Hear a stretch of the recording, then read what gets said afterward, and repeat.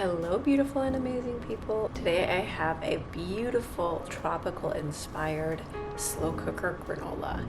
Basically, all of the ingredients minus the dried fruit will be added to your slow cooker, and then we'll add all the atoms at the end. Comes together pretty quickly, and we're using lots of whole food plant-based ingredients in this recipe, so I know you're gonna love it. It's pretty naturally sweet and really, really tasty. Let's get to it.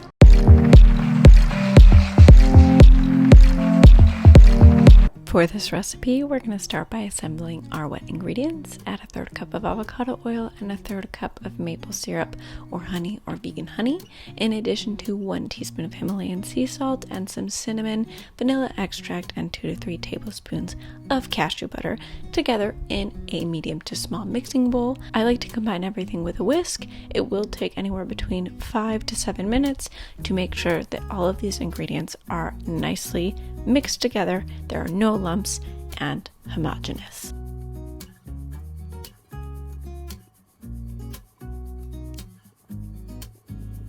Set those ingredients aside and we'll work on the dry ingredients.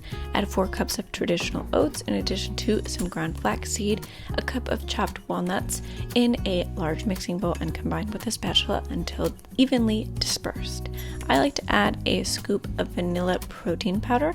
I use plant-based protein powder because it's easier on my digestion to up the protein content in this recipe and also to add a little bit of flavor. And I fold in the wet ingredients to the dry ingredients and combine until once again evenly mixed. You want your wet ingredients to be evenly dispersed in all the nooks and crannies of your granola because this will ensure that once you put your granola mixture into your slow cooker, it will crisp up the granola perfectly.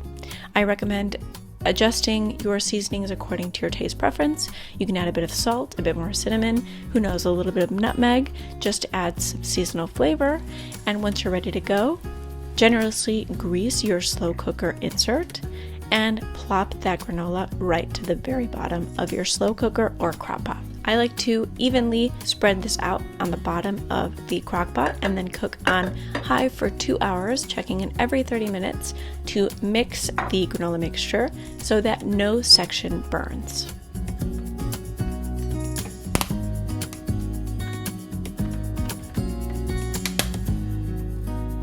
For our dried fruit ingredients, I added a whole bunch.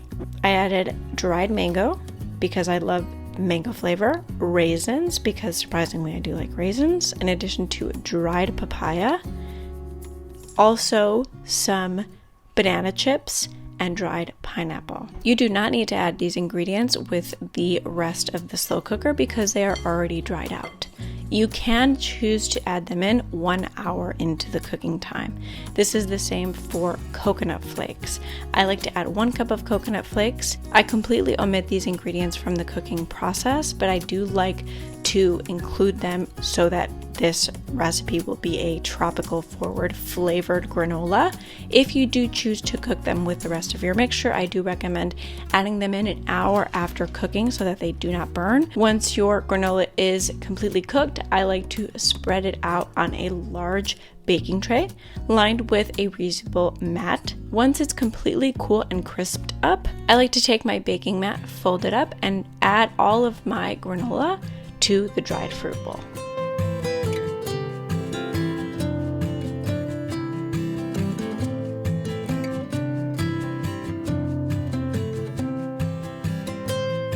I combine everything with a spoon and make sure that I like the ratios of dried fruit to granola mixture. All of the dried fruit ratios are in the description, and this will last up to 3 months in the fridge. This is one of the tastier granolas and definitely has lots of fiber and nutrients because of all of the dried fruit.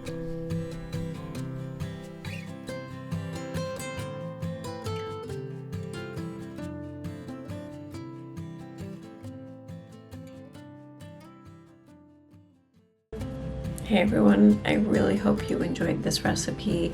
This recipe will last in a large mason jar or an airtight container for up to 10 days at room temperature. I like to knock it in the fridge to make sure it lasts me up to 3 months. You can also freeze it for up to 6 to 7 months. This recipe will last you a really long time. The dried fruit really helps, and the crunchiness of the granola. If you guys haven't already subscribed to the channel, make sure you do so. I post recipes every single Friday. Let me know what you think about this recipe with a comment below, and it would mean the world to me if you liked it as well. Be sure to follow me on Instagram, where I post every single day, in addition to, on this platform, short form content, which is either a recipe, a fitness post, or something PhD related.